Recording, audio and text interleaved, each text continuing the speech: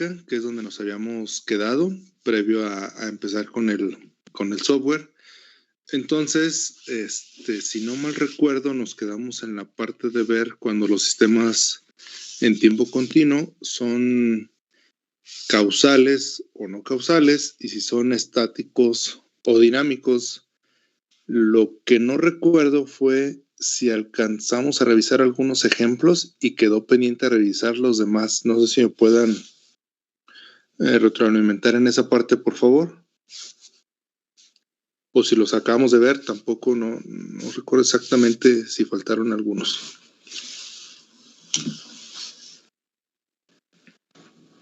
Si mal no recuerdo, nos quedamos en el 4, íbamos a hacer el 4.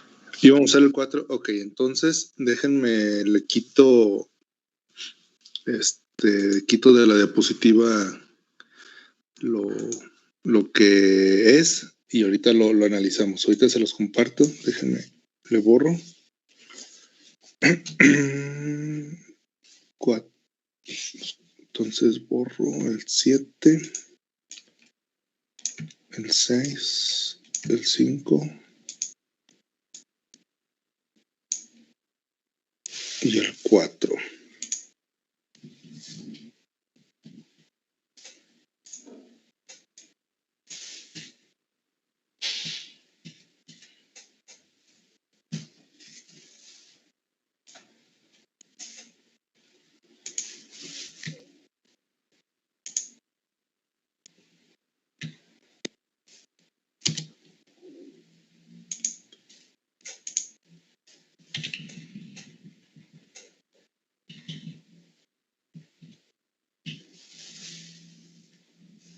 Bien, entonces déjame les comparto la pantalla ya que le borré el resultado. Me indican por favor si ya lo pueden ver en pantalla.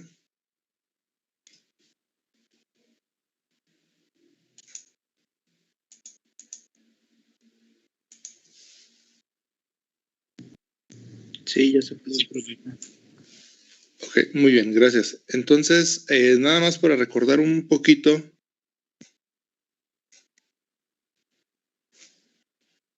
Vamos a retomar lo que debemos de verificar para saber si un sistema es causal o no causal, estático o no. Entonces me voy a poner, no lo voy a proyectar a pantalla completa porque necesitamos escribir, obviamente, y me voy a estar moviendo entre las diapositivas para que pues tengamos presente, ¿verdad? Porque igual ya fueron casi 2 semanas y se puede llegar a olvidar algo. Entonces, recordando que para la parte de causal, lo que debemos de estar verificando es que la respuesta presente o la respuesta más actual o lo que viene siendo la salida más actual no depende de valores futuros de la entrada. Esto quiere decir que para calcular la salida en el instante más reciente que tengamos ahí en la ecuación, no tengamos que depender de una entrada que venga después de ese tiempo. Es decir, que yo pueda calcularla con los datos que ya tengo. Si necesito de entradas o de valores futuros de las entradas, entonces el sistema no puede ser causal, ¿verdad? Entonces es causal si depende solamente de entradas presentes y pasadas. Si depende de entradas futuras, es no causal. Entonces dice que el sistema no puede anticipar entradas futuras para generar o alterar la respuesta. Es prácticamente lo mismo, solamente pues escrito de otra manera. Entonces es causal si depende únicamente de datos de la entrada en tiempo actual o pasadas. Si depende de partes futuras de entrada, ya sería no causal. Entonces, a los sistemas cuya respuesta presente es afectada por entradas futuras, pues se le conoce como no causal o anticausales. De ahí yo les comentaba que prácticamente se le conoce como no causal, es lo más común. Pero si le dicen anticausal, pues no hay ningún problema. También estamos hablando exactamente de lo mismo. Entonces, en una ecuación diferencial describe un sistema no causal si los términos de la salida tienen algún argumento de la forma y de t y un término de la entrada tiene un argumento x de t más alfa, otra vez haciendo alusión a que la señal de entrada está por delante de la señal de salida. donde alfa obviamente tiene que ser mayor a 0, ¿verdad? Si es 0 o menor, entonces ya representa un retraso, representa una entrada anterior y no habría problema, el sistema seguiría siendo causal. Ahora, ¿qué debemos de ver en la parte de un sistema dinámico? Recordando que el sistema dinámico pues, sería con memoria. Y si estamos haciendo alusión a que estamos con sistemas analógicos, pues esa memoria, pues tenemos que entender que no va a ser de gran capacidad como una memoria en un sistema digital, ¿verdad? ¿A qué nos referimos con memoria en un sistema análogo? Pues a flip-flops que puedan retener alguna parte de información, aunque pues la parte, bueno, sí se puede usar flip-flops, pero pues tenemos bobinas que retienen información de corriente y tenemos los capacitores, nada más. Entonces, por eso es que cuando empleamos sistemas analógicos como controladores o filtros, el orden de las ecuaciones que lo representan, pues son de orden 1, 2, 3, si acaso, ¿verdad? ¿Por qué? Porque entre más cosas o más orden del filtro, pues más memoria se necesita y más componentes analógicos se necesitan y se va haciendo muy, muy grande. Entonces, prácticamente, pues no tenemos filtros analógicos de un orden 100 que necesiten 100 datos anteriores para poder calcular la salida, ¿verdad?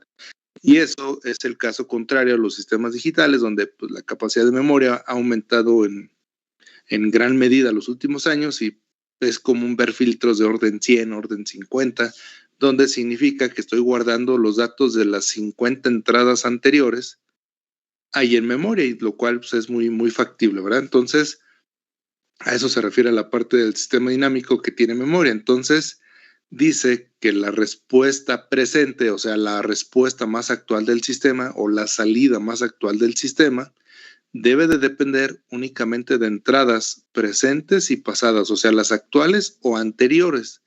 Si depende de entradas futuras, entonces pues ya no es dinámico, ¿verdad? Dice, los sistemas que solo dependen del valor instantáneo de la entrada y no dependen de valores pasados o futuros, se les llama instantáneos, sin memoria o estáticos. Es decir, lo que entra lo utilizo para calcular la salida y no necesito ni de entradas, no depende de valores pasados ni futuros. Si eso pasa, entonces el sistema es estático, ¿verdad? Es decir, no tiene memoria porque con lo que le llega puede calcular la salida y no necesita almacenar nada, ¿sale? Entonces, básicamente eso fue lo que habíamos visto, solamente como recordatorio para poder analizar los ejemplos y tener presente que estamos buscando en cada uno de los términos. La siguiente diapositiva fue la que mostramos lo mismo, nada más así en resumen, todo lo que quiso decir esa parte. Entonces, pues nos vamos a los ejemplos. Ya habíamos hecho 3, que ahorita me acabaron de recordar que hicimos los primeros 3 y estábamos por ver los siguientes, que es el 4, el 5, el 6 y el 7. ¿Sale? Entonces, antes de empezar, ¿alguna duda o pregunta hasta ahí de lo que ya habíamos visto? Solamente fue, pues, digamos, un recordatorio rápido para retomarlo, porque sí fue semana y media de no trabajarlo, ¿verdad? Nada más para refrescar la memoria y estar al tanto de qué queremos o qué andamos buscando en las ecuaciones.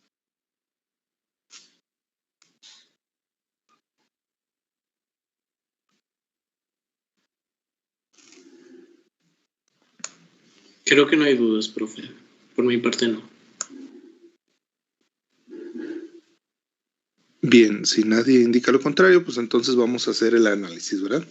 Entonces tenemos en el ejemplo 4 que tengo una salida y de t-1 y una salida y de t, es decir, la respuesta presente o la respuesta actual se da en el tiempo t y tengo una salida anterior, una salida pasada. Pero si se fijan, ahorita lo que andamos buscando casi todo se relaciona con que el cálculo de esa salida actual o presente dependa o no de entradas pasadas o futuras. Entonces vamos a revisarlo, ¿verdad? Igual, primero revisamos la parte de que si es causal o no es causal y después nos vamos a ver si es dinámico o no es dinámico. Entonces, aquí tengo una salida y de t-1 y una salida y de t, que es la actual, ¿verdad? Y como entradas tengo 3 términos de las entradas que están en t, en t-1 y en t-2. Entonces, si nos vamos término a término, tengo una salida presente y tengo un término de la entrada en el instante presente. Tengo una salida pasada y también tengo una entrada pasada. Pero además tengo otra entrada que es pasada. Entonces, bajo eso, ¿ustedes qué creen que sea este sistema? ¿Causal o no causal? Causal. ¿Alguien más? Al menos unas 3 opiniones para ya de ahí verificar. Recuerden que es que ustedes analicen lo que dice la teoría, enlazarlo con lo que está el ejemplo, y no es con el afán de decir, tú estás mal, tú estás bien, sino ver cómo están formando ese criterio y explicar por qué sí o por qué no, ¿verdad? Entonces, ya salió alguien que dijo causal, alguien que diga lo mismo o lo contrario. Sí, yo también digo que es causal. Uno más, para que sean 3 al menos. También, profe, causal. Es causal, ¿verdad? Aquí está, digamos, muy, muy claro, porque la parte de la causalidad, pues si nos vamos al principio, Lolo nos dice que si la respuesta presente, o sea, la más actual, que es la YDT en nuestro caso, no depende de valores futuros, entonces pues el sistema es causal. Y aquí claramente se ve que no depende de valores futuros, incluso depende, pero de valores pasados, ¿verdad? No depende de valores futuros. Entonces, estamos con el criterio suficiente como para decir que esto es causal. Ahora bien, ¿el sistema es estático o dinámico?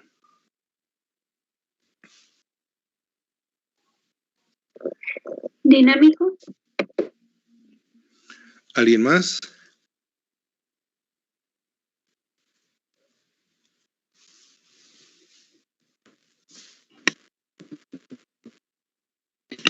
Dinámico. Un último que quiere decir cómo es, si es dinámico o estático.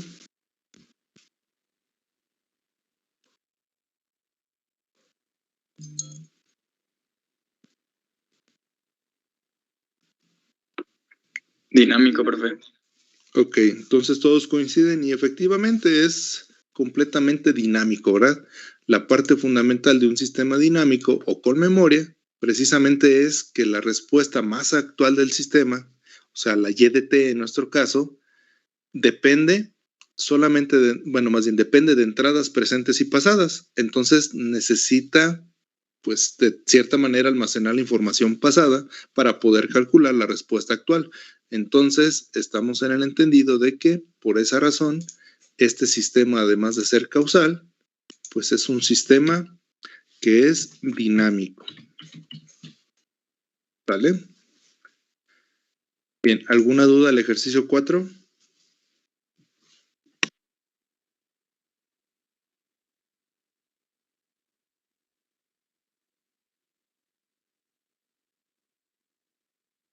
No, profe. Profe, yo tengo una duda, pero ¿cuál sería la diferencia entre el ejercicio 3 y el ejercicio 4? O sea, ¿por qué fue estático el 3? Porque en el 3 no depende, no tiene, según la respuesta actual o la respuesta que tienes, no depende de entradas pasadas, solamente de entradas presentes.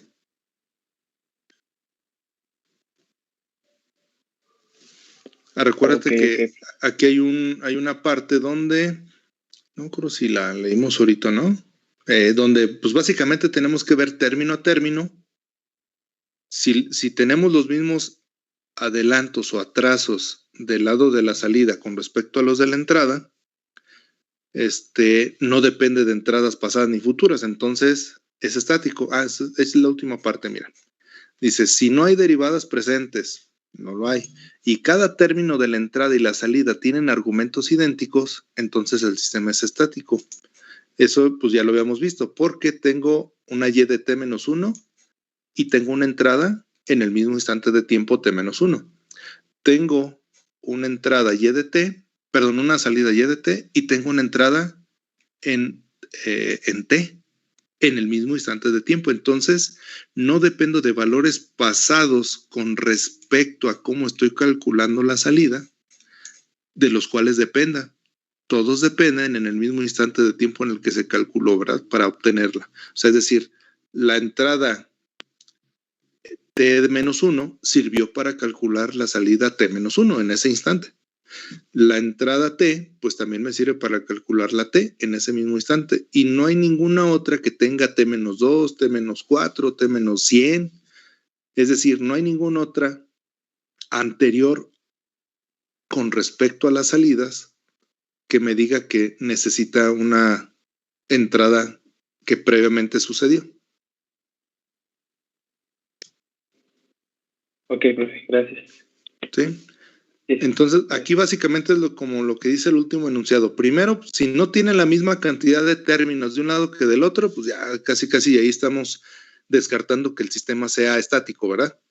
Ahora, si tienen la misma cantidad de elementos de salidas que de entradas, entonces hay que fijarnos en los argumentos. Si los argumentos de la salida son los mismos que presentan en la entrada, pues entonces el sistema es estático. ¿Sale? ¿Alguna otra pregunta del ejercicio 4?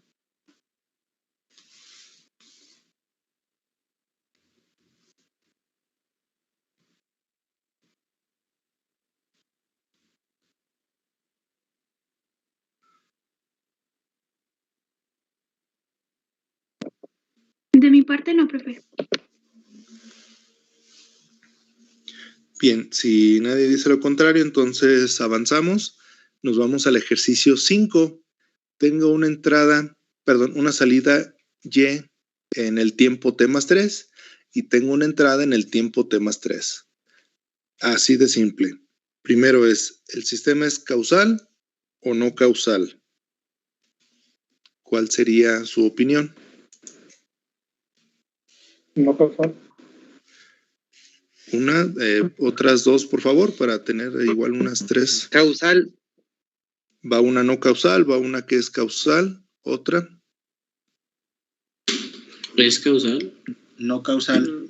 No causal. Hay varios, bueno, hasta ahí le dejamos, ya van como 5 o 6. Varios dijeron no causal y otros dijeron causal. Bueno, el sistema es causal.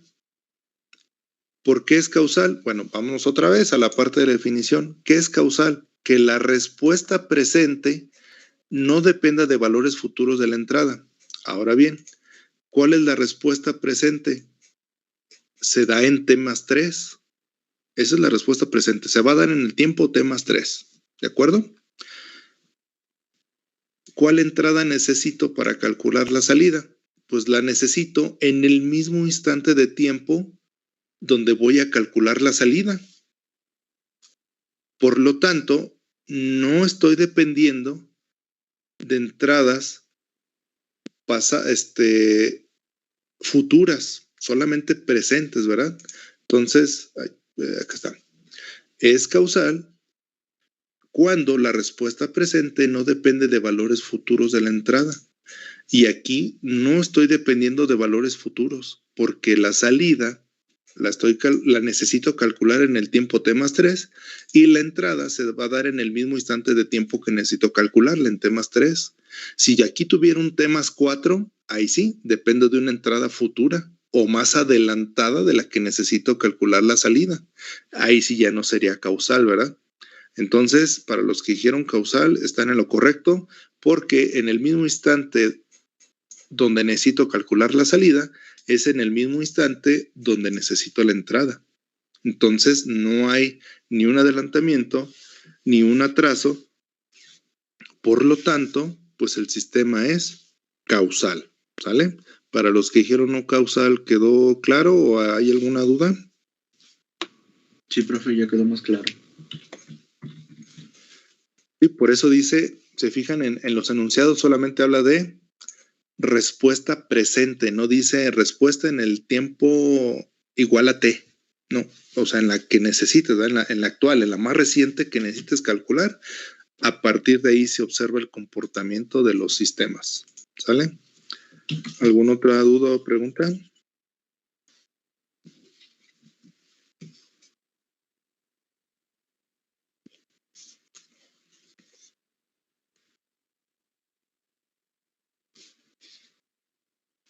Por el momento no, profe. Bien, entonces nos vamos al ejercicio. No se crean. Vamos a ver si es estático o dinámico. Perdón. ¿Ustedes qué creen? ¿Que sea estático o que sea dinámico?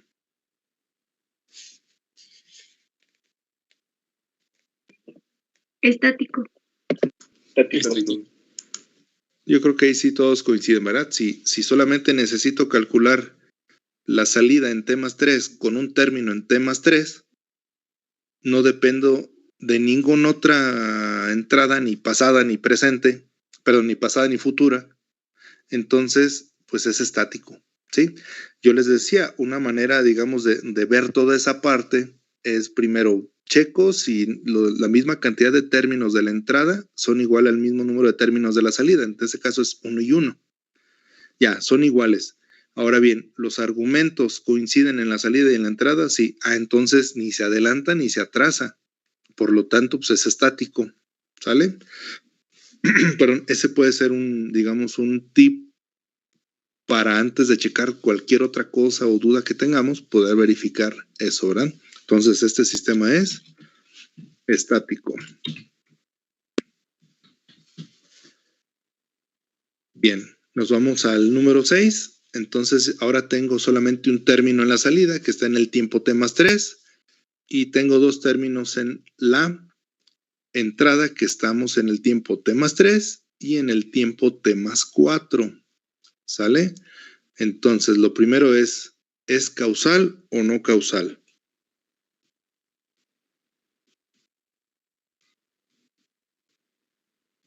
No causal. ¿Alguien más? Coincido, no causal. Una última, al menos.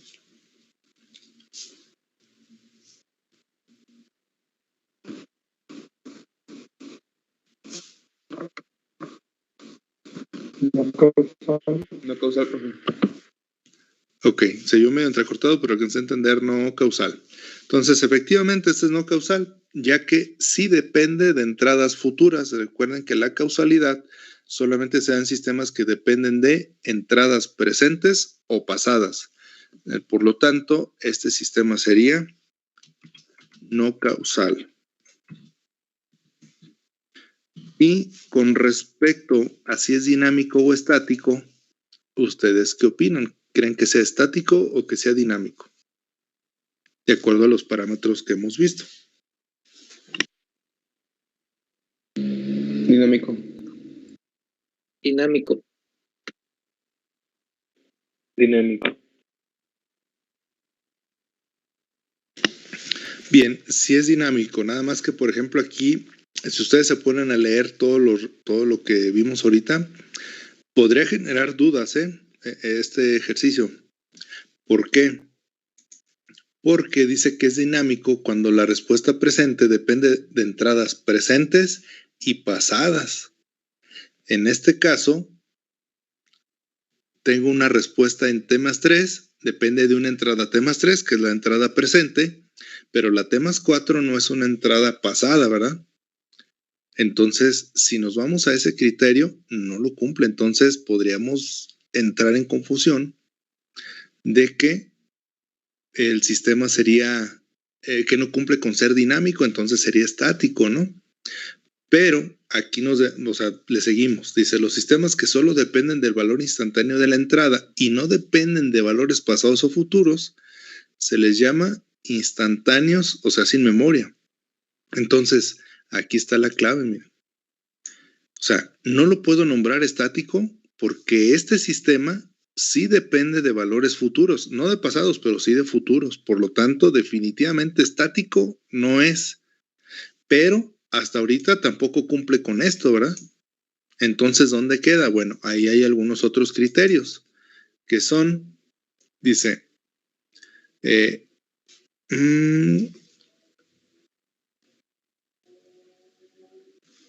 es dinámico si está presente el almacenamiento de energía. Bueno, o sea, lo vimos, lo que quería ver era la de... Ahí está. Bueno, eso es, digamos que es lo que refuta, pues, dice, es estático si no hay derivadas presentes y cada término de la entrada y la salida tienen argumentos idénticos. Y aquí no, ya desde el tiempo en el que solamente hay un término de la salida y dos términos de la entrada, entonces ya desde ahí definitivamente el sistema no lo puedo nombrar que sea estático. Por lo tanto, este sistema sería dinámico, aunque depende de entradas futuras, pues sí lo contempla, ¿verdad? O sea, no hay otra más que decir que es dinámico. Les digo, puede haber un poquito de confusión por el hecho de decir que no cumple con solamente depender de entradas presentes o pasadas, pero pues sí va a necesitar de almacenar energía o almacenar muestras, dependiendo de dónde estemos, ¿verdad? Si en la parte de continuos o discretos, para cuando llegue el momento poder calcularla, ¿no? Entonces, definitivamente el sistema es dinámico. Creo que todos dijeron dinámico. Espero si hubiera habido alguna duda haya quedado aclarado ahorita, ¿verdad? Si no, para pasar al último, dudas, preguntas.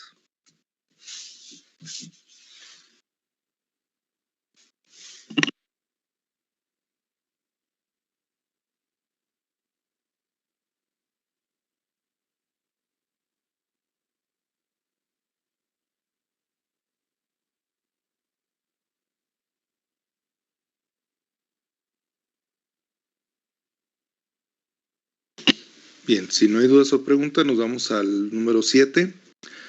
Si se fijan, prácticamente es igual al anterior. ¿Sí? Nada más que el último término, en lugar de estar en el tiempo t más 4, tengo en el tiempo t más 2. ¿Sí? Entonces, tengo la salida en el tiempo t más 3, tengo una entrada en el tiempo t más 3 y parte de la entrada en el tiempo t más 2. Entonces, bajo esa circunstancia de nada más haber cambiado ese desplazamiento en el tiempo con respecto al ejemplo anterior, este sistema, ¿cómo sería? ¿Causal o no causal?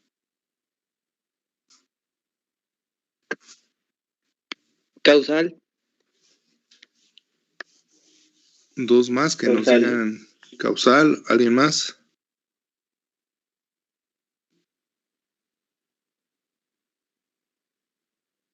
Causal. Causal. Así es. ¿Por qué? Porque solamente dependo, o sea, la entrada o la salida presente es t más 3, está en el tiempo t más 3. Entonces, con respecto al tiempo t más 3, yo tengo una entrada que está en ese mismo tiempo, que sería la entrada presente, la entrada en t más 3. Y tengo una entrada que está en el tiempo t más 2, pero con respecto a t más 3, t más 2 está atrasada, ¿verdad? Está más atrás que el t más 3. Por lo tanto, solamente depende de entradas presentes y pasadas para poder calcular la salida actual. Entonces, básicamente, pues este sistema estaríamos diciendo que es un sistema causal. ¿Vale? Ahora, ¿qué podremos decir si es dinámico o estático? Dinámico. Estático. ¿Alguien Dinámico. más? Dinámico. Vamos, dos dinámicos y uno estático. El sistema es dinámico, otra vez. ¿Por qué? Porque no solamente no tengo la misma cantidad de elementos de la salida que de la entrada y por lo tanto no puedo tener los mismos argumentos. Es decir, no dependen del mismo instante de tiempo la salida con respecto a la entrada. Si eso no ocurre, no podemos nombrarlo estático. Entonces, es dinámico, ¿por qué? Porque también depende de una de una entrada pasada.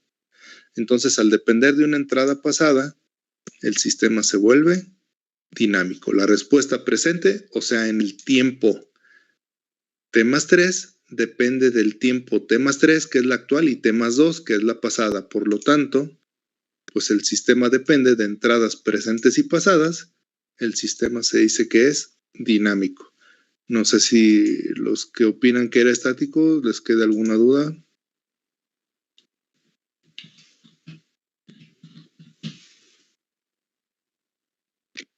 No.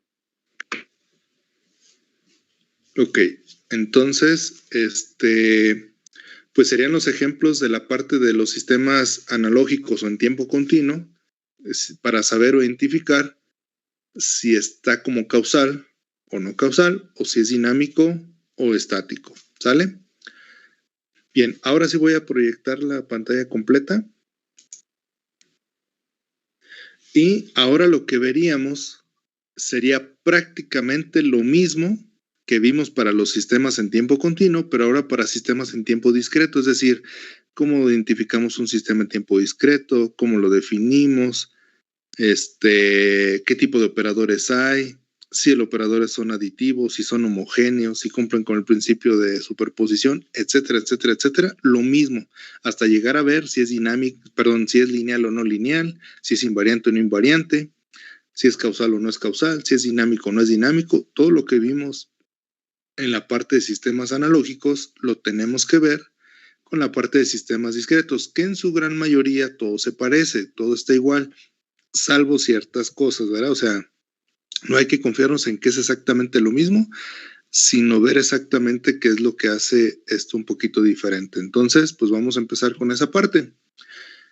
Por lo tanto, pues vamos a ver primero la descripción. La descripción básicamente es igual, solamente que pues, en el contexto, sabiendo que en un sistema continuo, precisamente, su tiempo no está cuantificado. Su tiempo es continuo y por lo tanto, en cada instante de tiempo, yo puedo conocer la amplitud o el comportamiento de la señal o de mi sistema. Y recordando que en los sistemas de tiempo discreto, como está cuantificado el tiempo, solamente puedo conocer el comportamiento de mi señal o de mi sistema en ciertos valores del tiempo, que nosotros le llamamos muestras. Entonces, entre más muestras existan, pues mayor información voy a tener del sistema. Entre menos muestras existan, menor información voy a tener del sistema, ¿verdad? Que ya también vimos un poco de eso en la parte de la programación o de la parte del software, ¿verdad? Aunque falta pues graficar todo lo que ya habíamos visto en tiempo discreto. Entonces dice, la descripción de estos sistemas se basa en cómo responden a señales específicas o arbitrarias, lo mismo que en los sistemas en tiempo continuo, solamente que acá esas señales específicas o arbitrarias pues van a estar definidas también en tiempo discreto. Dice, muchos sistemas en tiempo discreto pueden describirse con ecuaciones que relacionan la entrada y la salida, lo mismo que se puede relacionar con los sistemas en tiempo continuo. También se puede describir como una ecuación como las que acabamos de ver, que relaciona la entrada contra la salida para saber cómo responde ante ciertas entradas, ¿no? Esa parte de cómo responde ante ciertas entradas ya nos va a tocarlo ver en las siguientes unidades de aprendizaje de acuerdo si el sistema es continuo o discreto, ¿sale? O sea, transformada de Laplace o transformada de Z. Dice, son útiles para el diseño e implementación de filtros y controladores donde su diferencia es el tiempo. Lo mismo, también lo podemos implementar filtros y podemos implementar controladores en tiempo continuo. Les digo, solamente que con esa limitante, ¿verdad? Cuando son en tiempo continuo y necesito información previa o de la que se va dando, pues esa retención de información pues únicamente es con bobinas y capacitores, ¿no? Y resistencias, obviamente, circuitos RC, RL o RLC, ya sea de orden 1 o 2, ¿verdad? Como lo quieran ver. Entonces, incluso en electrónica analógica, pues debieron de haber visto, digamos, filtros activos, por ejemplo, como un sistema RC, pero acoplado a un amplificador operacional, ¿verdad? Para un mayor manejo de ancho de banda y de corriente y voltaje que se requiera, ¿no? Entonces, esa parte es a lo que es el procesamiento analógico. Su contraparte digital, pues no es implementarlo con resistencias, capacitores, bobinas, sino es almacenar datos en memoria y hacer operaciones con ellos. Entonces, a eso se refiere que pues, la diferencia es el tiempo, ¿no? Cómo trato uno y cómo trato el otro. Ahora bien, esos filtros o controladores que nosotros hacemos, si nos vamos a la parte discreta, los filtros pueden ser en tiempo real o no. Y los controladores pueden ser o deben ser en tiempo real o en tiempo de ejecución, que muchas de las veces estos dos términos los tratamos como si fueran lo mismo y estamos totalmente erróneos, ¿sale? Entonces, como yo no sé si tengan este precedente, no recuerdo si en alguna de las materias o unidades de aprendizaje anteriores lo han visto, entonces la pregunta es, ¿se entiende que es tiempo real? Y si alguien lo entiende, me lo puede decir para yo también estar seguro y seguir adelante, y si no, para que vean esa diferencia, dar la explicación.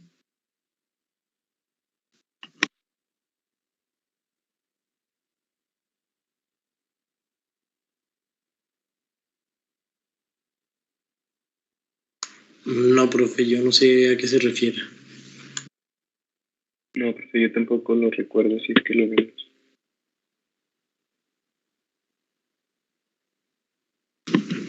Bien, entonces, miren, pero sí lo han oído escuchar, así de manera coloquial, aunque no sepan qué sea.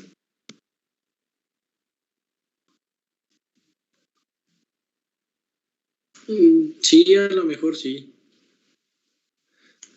Esa memoria a corto plazo que pues.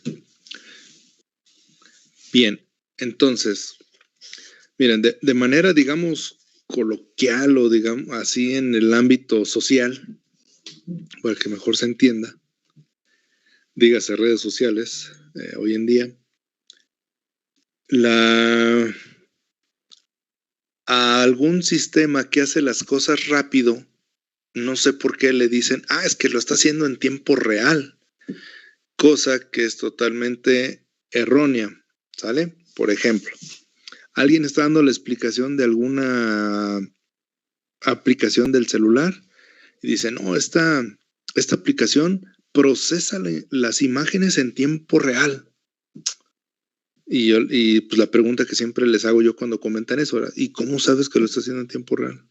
Es que lo hace rapidísimo y eso no es tiempo real, no necesariamente significa que un sistema sea rápido. ¿Qué significa que un sistema trabaje en tiempo real o no? Bueno, significa que al momento de recibir la información hay un tiempo determinado, o sea, por eso se le llama que es tiempo determinista, así se le conoce, o sea, un tiempo establecido previamente en el cual te debe de entregar la respuesta del sistema, ¿sí? Entonces, ese instante ese tiempo se da en cuanto le llega una entrada, lo procesa y te garantiza que en cierto valor de tiempo te va a entregar una salida. Ahí dice o no, ¿verdad? Quiere decir que no importa que la señal no sea tomada en ese instante, la puedes procesar después. Pero si nos vamos a los que son en tiempo real, significa eso. Llega una entrada, un estímulo, la procesas y siempre, siempre, siempre puedes garantizar que independientemente de sea cual sea el valor de la entrada, te va a entregar en un determinado tiempo la salida. Ejemplo, imagínense que yo tengo en el celular y bueno, en la computadora, mejor. En la computadora tengo una imagen de 8K tomada con una cámara mejor que las de la NASA y sabe cuánto tiene, ¿no? Total, que yo le estoy aplicando un filtro, ¿verdad? Entonces, esa computadora tiene ciertas características, tiene cierta memoria a cierta velocidad, tiene un disco duro mecánico, un Intel Pentium 4. Ya es muy viejita, pero digamos que sí lo tiene. Cuando yo intente procesar esa información de una imagen 4K y aplicarle un filtro, es demasiada información y no está tan actualizado el hardware y no tiene tantas capacidades como un actual. ¿Qué va a pasar? Pues digamos que le aplica el filtro y después de 10 minutos me dice, aquí está la imagen con el filtro, ¿verdad? 10 minutos. ¿Qué pasa si esa misma imagen se la pongo ahora a un Core i7 de 11ª generación, con disco duro estado sólido, tarjeta de video DDR5, tarjeta o memoria de 64 GB DDR4, etcétera, ¿no? Y le pongo la imagen y le aplico el filtro y en 2 segundos me tiene lista la información. Entonces, ante la misma entrada, un sistema tardó 10 minutos y el otro sistema tardó, ¿cuántos dije? 20 segundos, lo que sea, ¿no? Menos de 10 minutos. Entonces, no porque uno lo haya hecho más rápido que el otro, debo de decir que uno es tiempo real o no. Ninguno de los dos es tiempo real. Entonces, ya para que nos evitemos de discusiones, los sistemas operativos que usamos, como el Windows, bueno, al menos en las PCs comerciales, ¿verdad? Windows, Mac o Linux, no son sistemas operativos en tiempo real. Es decir, no te garantizan que en un determinado tiempo siempre van a realizar un mismo proceso. ¿De qué va a depender? Pues de que a lo mejor tengo abierto redes sociales, a lo mejor estoy corriendo otro algoritmo en el MATLAB, a lo mejor estoy viendo también videos, a lo mejor también estoy transmitiendo como ahorita audio y video. Entonces, los recursos del sistema se van consumiendo, y a lo mejor ese mismo filtro lo vuelvo a aplicar bajo esas condiciones y ahora se tardó 1 minuto. Entonces, no me garantiza que el procesamiento de la información siempre se dé en un mismo instante de tiempo. Por lo tanto, no es un tiempo determinista y por lo tanto no es tiempo real, ¿sale? Entonces, en un sistema de tiempo real, siempre me van a asegurar en qué tiempo o en un determinado tiempo cuando termina el procesamiento, ¿sale? Ese tiempo puede ser tan cortito que el sistema sea muy rápido o tan lento o tan amplio que el sistema sea lento, pero eso no le quita si es en tiempo real o no. Imagínense que estoy trabajando con un sistema en tiempo real. ¿Qué significa? Pues que yo puedo garantizar que al entrar una señal le voy a aplicar ciertas operaciones y yo le voy a decir, ¿sabes qué? De acuerdo a la capacidad del sistema, pues cada segundo te voy a establecer ese tiempo y cada segundo te voy a entregar una respuesta.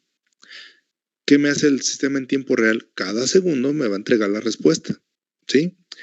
Internamente, ¿qué sucede? Bueno, para eso son esos sistemas de tiempo real. A lo mejor, cuando entró la señal, el sistema estaba ocupado y tuvo que utilizar todo el segundo para poder entregarte a tiempo la respuesta, pero te lo entregó en 1 segundo. Internamente a lo mejor estaba haciendo otras cosas, pero él hizo lo posible o tuvo lo que tenía que hacer para entregártelo en respuesta en 1 segundo. En la siguiente entrada que le llega, a lo mejor ya se liberó el sistema, ya no está haciendo tantas cosas y la respuesta o el procesamiento la tiene lista desde los 100 milisegundos, pero no te dice cuánto es. Se tiene que esperar el resto del tiempo para completar 1 segundo y entregarte la respuesta. Es decir, internamente los tiempos de procesamiento pueden variar, pero en el momento que te da la respuesta, no. Entonces, siempre asegura que la respuesta siempre te la va a dar en un determinado tiempo, ¿sale? Eso se refiere a tiempo real. Y la parte de tiempo de ejecución es ejecútalo lo más rápido que puedas con los recursos que tengas. Como les decía el ejemplo al principio en el filtro, con una computadora pues viejita, pues te puedes tardar mucho y lo estás haciendo en tiempo de ejecución y fue lento. Y en una computadora nueva lo puedes hacer rápido, lo estás haciendo en tiempo de ejecución lo más que se pueda con lo que tengas, pero es tiempo de ejecución, no es tiempo real. Entonces, el tiempo de ejecución normalmente en términos en inglés, porque muchas veces es difícil estar haciendo esas traducciones, se le llama online, o sea, en el mismo tiempo en el que llega, lo procesa, no importando si se tarda más o menos, ¿verdad? El chiste es que en ese instante lo procese. O también se le conoce en término en inglés como on the fly o en el vuelo, es decir, en el instante en el que suceden las cosas, ponte a trabajar y de acuerdo a los recursos del sistema, pues me entregas una respuesta lo más rápido que puedas. Y entonces los filtros, puede ser que tú tomes la foto hoy, pero el filtro se lo apliques mañana y no va a haber a lo mejor problema. Pero en los controladores o en los sistemas de control, sí tiene que ser o en tiempo real, que te aseguren la salida en ese instante de tiempo en el que llega la entrada, o que sea el tiempo de ejecución, que la procese lo más rápido que se pueda. ¿Por qué? Porque si estamos hablando, por ejemplo, de un péndulo, no puedo decir, mira, la posición del péndulo ahorita es menos 10 grados.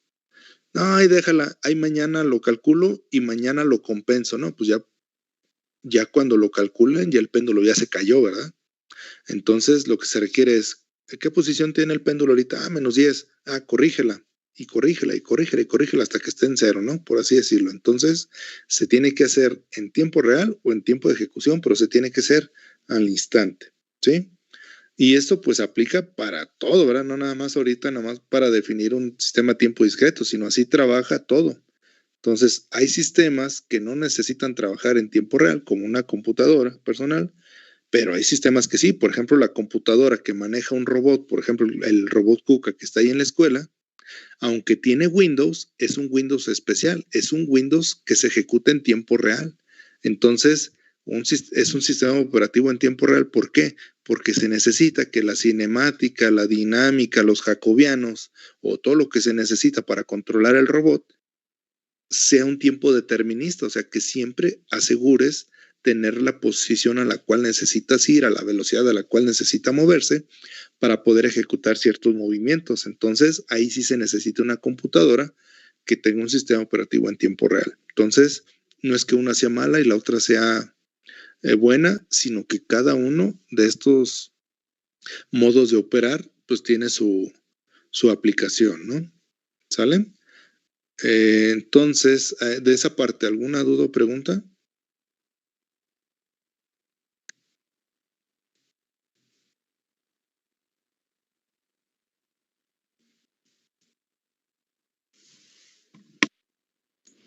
Creo que no, profe.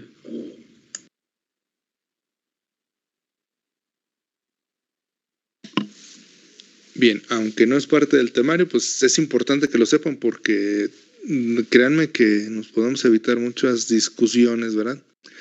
Por ejemplo, hay veces, o sea, les digo que esto aplica pues en todo, ¿verdad? Todo lo que hacemos, porque todo se ejecuta, todo tiene, ahora en día todo tiene líneas de código, todo tiene, o lo ejecutas en el celular, en la compu, en la microcomputadora, etcétera, ¿no? Por ejemplo, luego me llegan que me dicen que van a hacer una aplicación en el celular donde van a procesar una imagen para hacer X cosa y la van a hacer en tiempo real.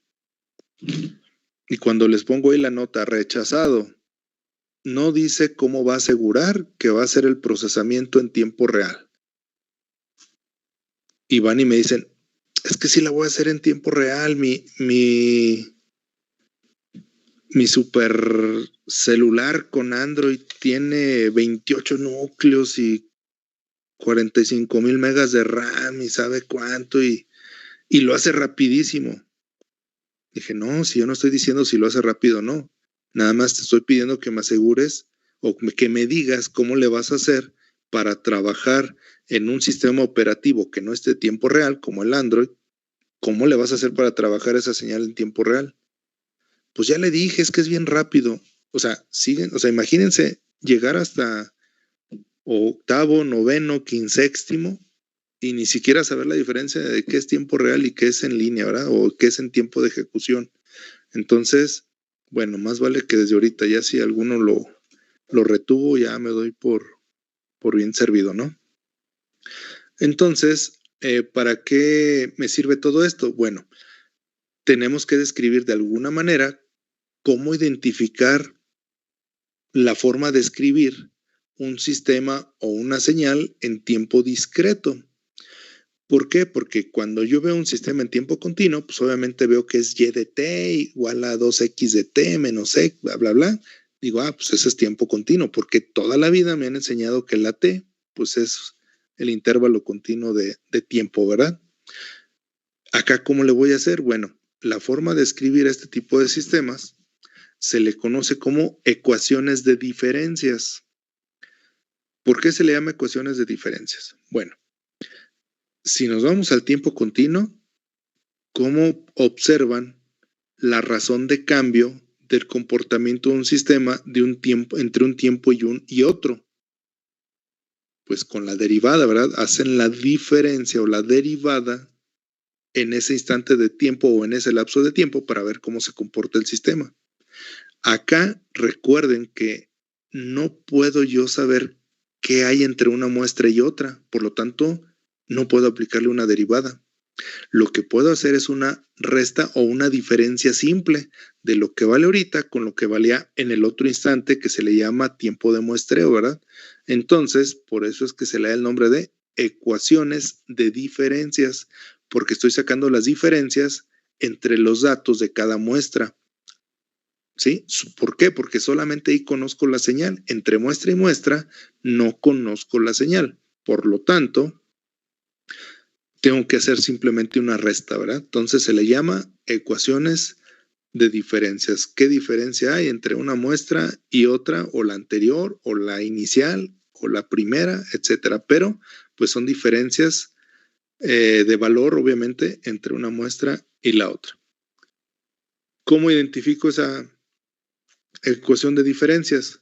Bueno, la primera es que para el argumento ya no voy a utilizar paréntesis, voy a utilizar corchetes. Esa es la primera.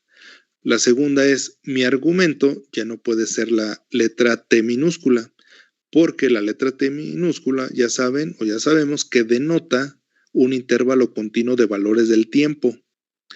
Y como ya estoy en tiempo discreto, pues ya no tengo un intervalo continuo de valores en el tiempo, solamente conozco la señal en ciertos instantes de tiempo que esa diferencia de tiempo la conocemos como periodo de muestreo, por lo tanto tenemos solamente ciertas muestras, cierta cantidad de muestras, y ya habíamos visto que las muestras las voy a identificar por la letra N minúscula. Por eso es que ahí viene que la forma de observar que es una ecuación de diferencias es por medio de que el argumento está entre corchetes y en el argumento ya no tengo T, sino tengo N, es decir, el número de muestra. Número de muestra 0, 1, 2, 3, 4, el que sea, pero tengo ya un número de muestra. ¿Por qué? Porque ya no conozco la señal en todo instante de tiempo, solamente la conozco en cada una de los periodos de muestreos, que es donde se da la muestra. Entonces, Y de N la estamos definiendo como la salida del sistema en la muestra N. X de N es la entrada del sistema en la muestra N. ¿Sale? Ejemplo, Y de N igual a Y de N menos 1 más X de N. Esa es una ecuación de diferencias. ¿A qué se refiere? Pues Y de N es la salida en la muestra N. La muestra N es la muestra más actual. ¿Sí? Es como si fuera el tiempo cero, ¿no? La muestra N. Y de N menos 1 es la salida del sistema, pero con una entrada o en una muestra anterior, ¿sale? O sea, es la salida que me dio como resultado la entrada anterior al sistema. X de N es la entrada en la muestra N, es decir, es la muestra actual. También le puedo poner X de N menos 1, X de N menos 7, X de N más 4, es decir, que dependa de entradas por delante o por atrás, adelantadas o atrasadas con respecto a la muestra actual, ¿sí? Entonces, la salida, en este caso del ejemplo, la salida Y de N se calcula sumando la salida anterior, que es la Y de N menos 1, con la entrada presente X de N. Entonces, de esta manera voy a poder identificar una señal o un sistema en tiempo discreto. Lo más obvio es, ya no puedo utilizar T, sino debo de utilizar N como número de muestra, y ese argumento N, obviamente sí tiene una relación con el tiempo, ¿verdad? Porque al final de cuentas cada muestra se da en un cierto valor del tiempo, que si es periódico, pues lo llamamos periodo de muestreo, y que ese argumento pues ya está entre corchetes y no entre paréntesis, ¿sale? ¿Alguna duda o pregunta hasta ahí?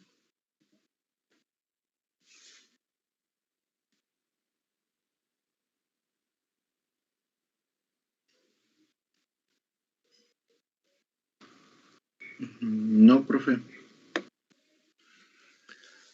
Si necesitan tiempo para anotarlo, me dicen por favor, si no para continuar.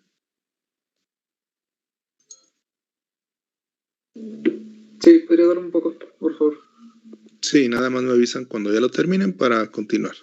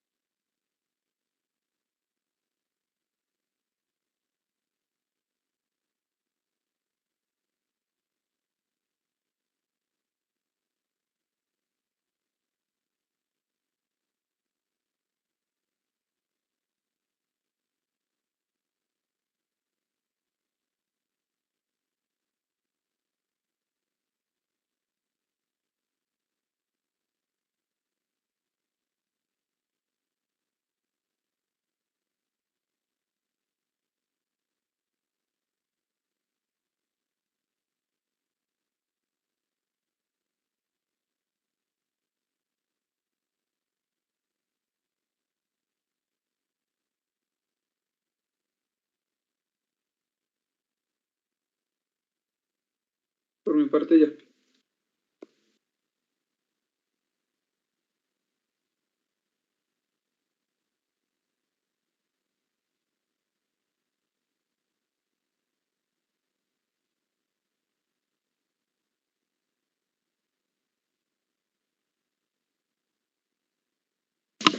Bien, si ya todos lo anotaron, vamos a continuar.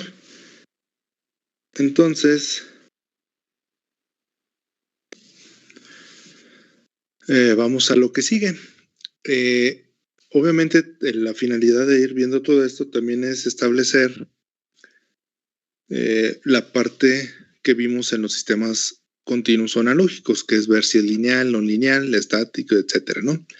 Para eso, antes de entrar a ver esa parte de los operadores que vimos, que son los aditivos y los homogéneos, tenemos que ver algunos otros que cobran mucha relevancia y que de hecho va a ser el tema de toda la unidad 3.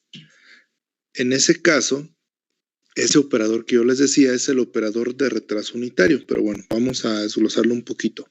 Entonces, los operadores en tiempo discreto, obviamente, pues es aplicar cierto operador a una señal que está dada en tiempo discreto por el número de muestras y que me da como resultado otra, ¿verdad? Así lo definimos igualito en tiempo continuo, pero pues con x de t igual a y de t, ¿no?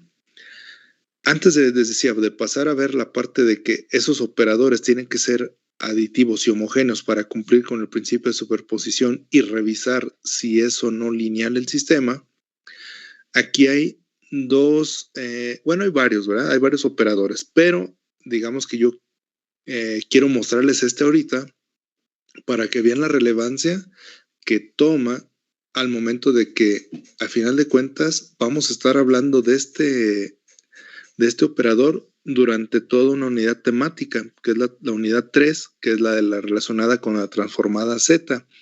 Y efectivamente, de aquí parte el nombre. Dice, se presenta mediante un operador de retraso. Ese operador de retraso lo denotamos con la letra Z elevada a la -1 y transforma la señal x de n en x de n menos 1. Es decir, si yo le aplico el operador Z a la -1 a una señal x de n, lo que va a pasar es que voy a tener esa misma señal, pero retrasada un instante de tiempo. En este caso sería una muestra. Es decir, lo voy a mandar a que sea una muestra anterior, ¿sí? Si yo aplico el operador z a la -2, es como si estuviera aplicando dos veces el operador z a la -1, ¿verdad? Z a la -1 por z a la -1. Al aplicarle una sola vez, ya sabemos que lo retraso una muestra. Si se lo aplico dos veces, lo retraso dos muestras. Si se lo aplico 100 veces, pues lo retraso 100 muestras, ¿sale? Entonces, a ese operador que hace ese retraso unitario se le llama el operador Z y siempre lo vamos a expresar con valores negativos porque se supone que estamos trabajando con sistemas que no trabajan con entradas futuras, sino con entradas y respuestas presentes o anteriores, es decir, que tienen memoria. Y en base a lo que tengo almacenado, pues puedo trabajar o puedo hacer procesamiento. Ya vimos que podemos hacer filtros o controladores, ¿verdad? Entonces, este es un operador muy importante en la parte del tiempo discreto. Les digo tanto que después vamos a ver toda una unidad temática relacionada con esto, ¿sí? Pero por lo pronto, pues aquí está, es como si se los presentara y después lo retomamos para que vean la importancia de esto. Entonces, no sé si tengan alguna duda o pregunta hasta ahí.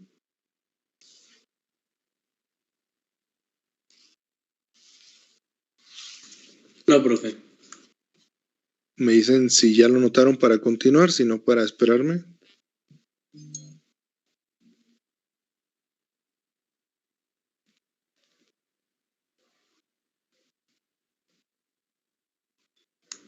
Sí, profe, ya puede continuar.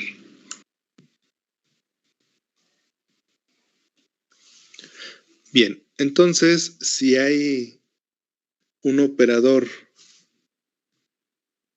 en atraso, nada más que este sí es unitario, también vamos a tener un operador en adelanto. Este ya no lo tomamos como unitario, sino simplemente un adelanto K. donde K tiene que ser obviamente mayor a 0, ¿verdad? Vale 1, 2, 3, 4, 5, 6, lo que sea. Entonces describe un avance de K unidades o K muestras. Por lo tanto, transforma una señal XN, es decir, una señal en la muestra actual, en una señal donde tengo que adelantar K muestras la señal. O sea, es decir, como estuviera haciendo un desplazamiento en el tiempo, ¿verdad? Un adelanto de la señal, que es el equivalente, ¿no? Entonces, ese operador adelanto también se denota por Z, pero con K y ya no es negativo, ¿sale?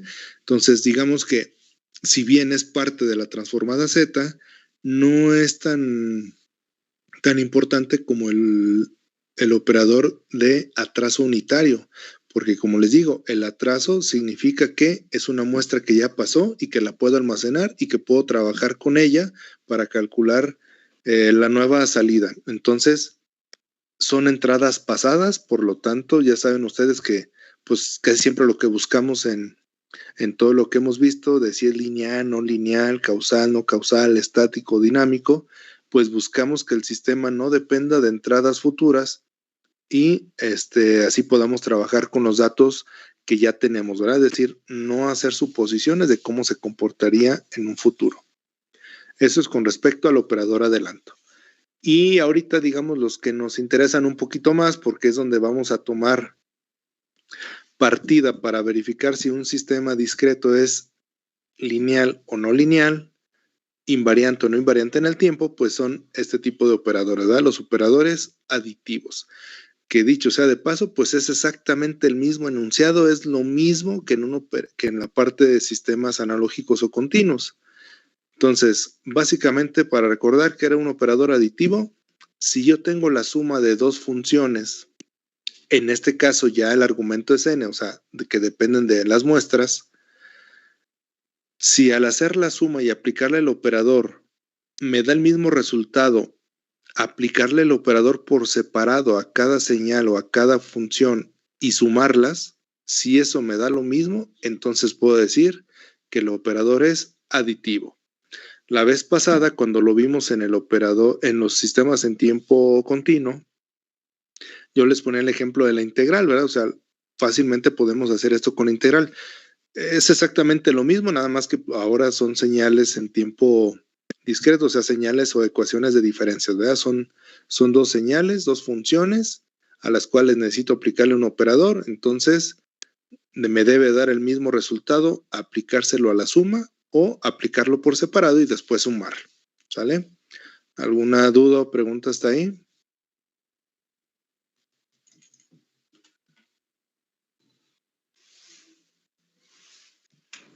Todo claro.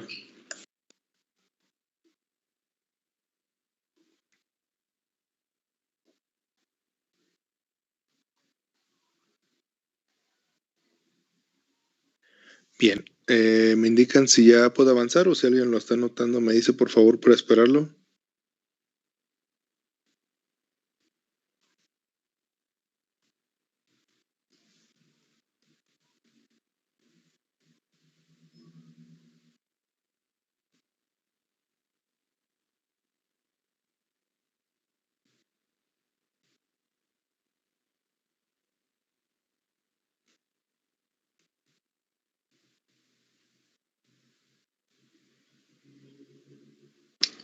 De mi parte ya está.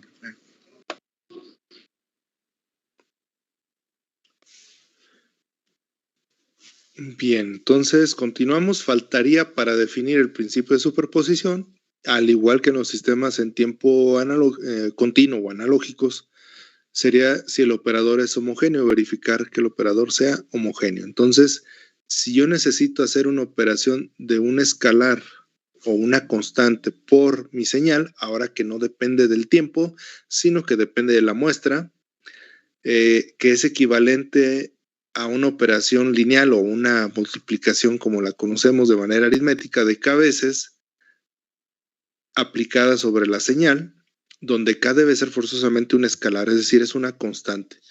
Si ese valor que acompaña la multiplicación de la señal es otra cosa, pues ya al rato veremos qué sucede, ¿verdad? Pero cuando lo quiero multiplicar por un escalar, entonces el operador me debe de dar el mismo resultado si se lo aplico a la multiplicación de ese escalar por la señal y después le aplico el operador, a que si yo primero le aplico el operador a la pura señal y después le aplico la multiplicación del K, ¿verdad? Del escalar K. Si eso me da lo mismo, entonces quiere decir que el operador es homogéneo. Esa parte ya la habíamos visto, ¿no? Y estos dos, al igual que en los sistemas analógicos, forman el principio de superposición. Es decir, cuando un operador cumple con ser aditivo y homogéneo, entonces cumple con el principio de superposición. Y el principio de superposición aquí está, ¿verdad? Donde tengo una constante multiplicada por una función más otra constante que multiplica una segunda función, o 3 o 4 o 5, las que ustedes quieran, va a ser lo mismo que yo le aplique el operador por separado a cada término de esa expresión, y además me debe de dar lo mismo, primero aplicarle el operador a la pura función y después multiplicar cada uno de los términos por su respectivo escalar, ya sea A para la X1 o B para la X2. Si eso se cumple, entonces cumplimos con el principio de superposición. ¿Sale? ¿Alguna duda o pregunta hasta ahí?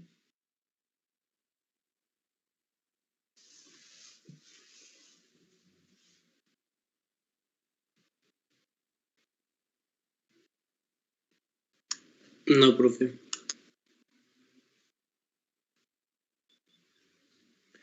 Me dicen si ya puedo avanzar o si alguien lo está anotando, me dice por favor.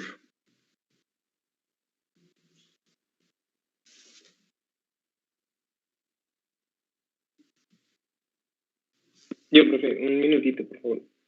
Sí, nada me dicen cuando ya terminen, por favor.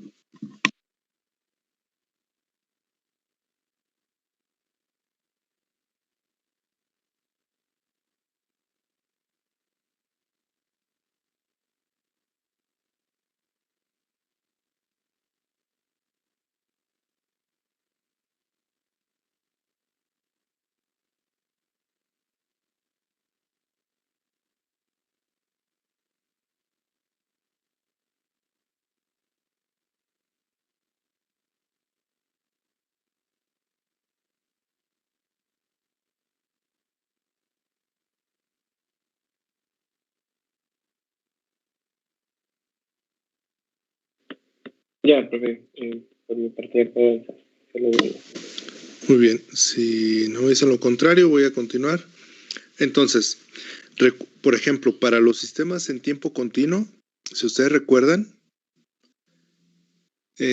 solamente con que cumpliera con el principio de superposición, podríamos determinar o podríamos decir que el sistema es lineal o no lineal, ¿verdad? Ya después, por separado, veíamos cada uno de los términos de la función, si cumplían con ciertas características, precisamente para refutar o afirmar que el sistema es lineal. Y que aparte, esos sistemas continuos deberían de tener las condiciones de que estaban en un estado igual a cero, en un estado relajado, es decir, condiciones iniciales iguales a cero y que antes del cero todo valía cero. Y en aquel entonces les ponía el ejemplo de un sistema RC, que si tenían un sistema RC con un capacitor descargado y de repente le ponían energía, pues podríamos ver cómo la energía en el capacitor la empezaba a almacenar y veíamos el comportamiento del sistema, ¿verdad? Eso es, digamos, que la parte que tenía condiciones iniciales iguales a cero. Decíamos que si al inicio del análisis el capacitor ya tenía una cierta carga, entonces las condiciones iniciales ya no son cero, y entonces la respuesta que yo tenga de ese sistema ya no va a ser exactamente la respuesta de un sistema lineal. ¿Por qué? Porque ya tenía ahí presente energía donde se supone que no debería haber energía para poder revisar el comportamiento de ese sistema. ¿Sale? Entonces, en la parte de sistemas discretos, además del principio de superposición, debemos revisar otras cosas que, aunque no tenga condiciones iniciales iguales a cero, pudiera ser que se cumpla y que se diga que a pesar de que no tiene condiciones iniciales iguales a 0, sea un sistema lineal. Entonces, antes de aseverar o asegurar de que cumpliendo con el principio de superposición estamos determinando que el sistema de tiempo discreto es lineal o no, vamos a pasar a ver esa parte de cómo saberlo, ¿verdad? Cuando tiene condiciones iniciales diferentes a 0. Por lo tanto, pues vamos a ver, ahí dice clasificación, más bien es como una, ¿cuál sería la palabra? ¿No? O sea, es cómo debo de revisar o cómo debo de entender a un sistema discreto, ¿no? Más que cómo se clasifican, es cómo me debo de expresar a través de un sistema discreto. Entonces, los sistemas discretos son modelados por ecuaciones de diferencias, que eso lo habíamos visto, donde pues, se relaciona la salida con la entrada o la entrada con la salida, como lo quieran ver, ¿verdad? Que es exactamente lo mismo que hace un sistema en tiempo continuo, nada más que pues sabiendo que las entradas dependen de la muestra en la que se tomó y no del tiempo. Entonces, para definir, no es clasificación, es como una definición, esa es la palabra, perdón. Para definir un sistema que está representado como una ecuación de diferencias, tenemos lo siguiente. Tengo una y de n que me representa la salida en la muestra actual o en la muestra n, un coeficiente A1 que multiplica a y de n menos 1, que es la salida que se calculó anterior a la muestra actual. Tengo el coeficiente A2, y de n menos 2, que es la salida que se calculó hace 2 muestras, etcétera, ¿no? Más a n y de n menos n, n minúscula menos n mayúscula. ¿A qué se refiere la n mayúscula? Es el orden, ese orden de n describe el término de la salida con mayor retraso, es decir, n podemos tener n menos 100, por ejemplo, ¿verdad? Entonces, no hay ningún problema. Esa n es cuántos retrasos tiene ese término que pertenece a la ecuación de diferencias, ¿vale? Va a ser igual a B0, o sea, el coeficiente B0 por x de n, que es la entrada actual, más B1 por x de n menos 1, que es la entrada anterior, y así sucesivamente hasta llegar al BM, x de n menos m. Ahora, ¿qué es esa m? Es el orden o el término de la entrada con mayor retraso. ¿Por qué no pongo n en ambos lados? ¿O por qué no pongo m en ambos lados? Recuerden que mi señal no necesariamente tiene que tener la misma cantidad de términos de la salida que de la entrada. Si eso ocurre, entonces n es igual a m. Pero, como no siempre ocurre eso, tengo que definir ese retraso de la señal con diferente nomenclatura, porque no siempre se va a dar igual, ¿verdad? No siempre voy a tener ni el mismo número de términos a la salida que a la entrada, y no siempre voy a tener el mismo retraso a la salida que a la entrada. Por eso se describen de manera por separado. Ahora bien, si ya lo notaron, el coeficiente de la salida actual vale 1. Recuerden que en ese término, aunque no lo indique, pues tiene ahí un 1 multiplicado por y de n, ¿verdad? Y en la entrada sí, P0. Y acá abajo es donde viene esa pequeña nota. Dice, es normal que el primer coeficiente de la salida sea la unidad. Es decir, A0 o el coeficiente A0 valga 1. Obviamente no se indica porque al ser 1, pues ya para qué lo ponemos, ¿verdad? Pero no es que no tenga coeficiente, sí tiene coeficiente y vale 1. ¿Sale? Entonces, A0 vale, dijimos que vale 1, es decir, el coeficiente y n vale 1. ¿Por qué? Digamos que ahorita no, y esto también pasa en los sistemas en tiempo continuo, digamos que ahorita para nosotros se nos haría de que, pues sí, eso qué tiene que ver, ¿verdad? Aquí el detalle está en que al momento de que nosotros queramos ver cómo responde este sistema que está expresado en términos de la salida y en términos de la entrada, algebraicamente hablando o matemáticamente hablando, es más fácil determinar esa respuesta del sistema, o sea, cómo se comporta ante entradas ya preestablecidas o arbitrarias, si el coeficiente de la salida más actual tiene un valor de 1. Pareciera algo insignificante, porque si alguien dice, ay, ¿qué tiene si tiene 2? Pues nada más toda la ecuación la divida en 2 y ya. Eso se recomienda hacer desde el instante en el que no es 1. Si no es 1, se recomienda luego hacer la operación necesaria para que ese coeficiente sea 1. ¿Por qué? Porque al momento de querer despejar y esto traducirlo a un algoritmo que debo de programar en un micro, en un DCP o en lo que sea, se me va a hacer no tan complicado obtener la respuesta si ese coeficiente ya de cajón vale 1. Porque si no, tendría que hacer más operaciones ya una vez que está dentro del sistema, ¿no?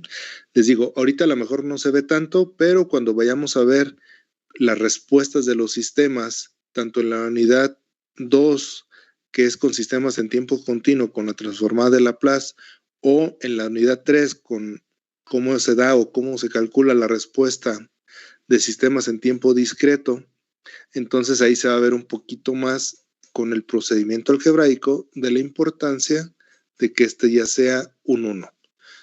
Ahorita lo dejamos como que simplemente es para dejarlo más presentable y que todo ocurra de esa manera. Pero normalmente así se expresan este tipo de sistemas, ¿sale? ¿Alguna duda, pregunta hasta ahí?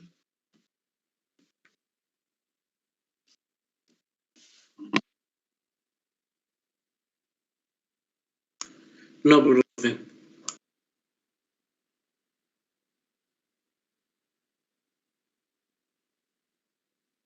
Bien, no sé si necesiten tiempo para terminar de anotarlo.